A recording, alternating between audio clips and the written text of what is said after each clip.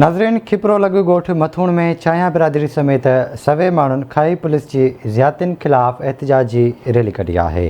उन हवाले सां रिपोर्ट करे रहियो आहे असद शाह। खिपरो लॻ ॻोठ मथूण में चांया बिरादरी समेत सवे माण्हुनि खाई पुलिस जे ज़ियादतियुनि ख़िलाफ़ रैली कढी एहतिजाजी मुज़ाहिरो कयो।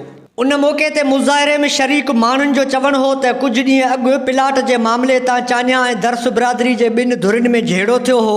झेड़े में दर्स बिरादरी जो इमाम बख्श दर्स क़तल थियो हो। दर्स बिरादरी असुल कातिलनि बजाए ॻोठ जे मुअज़्ज़िज़ हयात चानियूं समेत 4 माण्हुनि ते केस दाख़िल करायो हो। केस में नामज़द 3 माण्हू गिरफ़्तार हुअण बावजूद बि खाई पुलिस बिना जवाज़ ॻोठाणनि खे हिरासान करे रही आहे।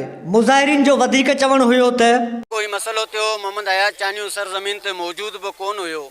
असें आला अमलदारनि खां इहो ई मुतालबो करूं था त हिकिड़ी जांच कमेटी विहारी वञे, साफ़ शफ़ाफ़ नमूने सां असां सां इंसाफ़ कयो वञे।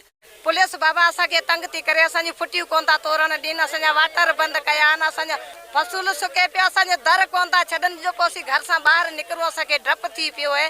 10 गाॾियूं भरिजी गॾिजूं गॾु अचनि थियूं। हारी नारी जेके बि आहिनि असांजा उन्हनि खे ॿनिनि मां भॼाया वञनि पिया। कब्ज़ा खोरी जा चक्कर हलनि पिया। जेके बि माण्हू आहिनि ॻोठाणा आहिनि सभिनी खे परेशान करे छॾियो आहे। असांजो ॿार बचो को बि अहिड़ी ज़मीन ते लहे न पियो सघे। जे शाम खां असां निकिरूं था ॿाहिरि त अॻियां अहिड़ा माण्हू गैर अची था वञनि जेके असां अॼु ताईं सुञाणूं न पिया।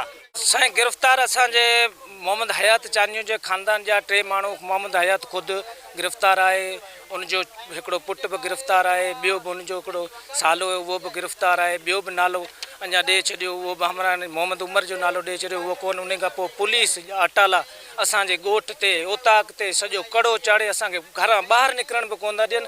असांजी अपील था करूं आला अमलदारनि खां त हिकिड़ो नओं इन्वेस्टिगेशन ऑफिसर आणे करे ऐं इन केस जी सही तरीक़े सां जांच कई वञे। हुननि जी अगराई ऐं हुननि जेको अगराई कयो आहे मोहम्मद हयात चानियूं जो, इन में को बि हथु न आहे। बाक़ी उन्हनि पंहिंजा माण्हू हथ ठोकिया घुराए करे इहो कमु कयो आहे। ॿिए पासे राब्तो करण ते खाई पुलिस जो चवणु आहे त केस में नामज़द अञा हिकु जवाबदार घुर्बल आहे, जंहिंजे गिरफ़्तारी लाइ छापा हणी रहिया आहियूं। मुज़ाहिरीन वस वारनि समेत आला इख़्तियारनि खां मुतालबो कयो त मामले जी शफ़ाफ़ जांच करे असुल कातिलनि खे गिरफ़्तार करे इंसाफ़ फ़राहम कयो वञे।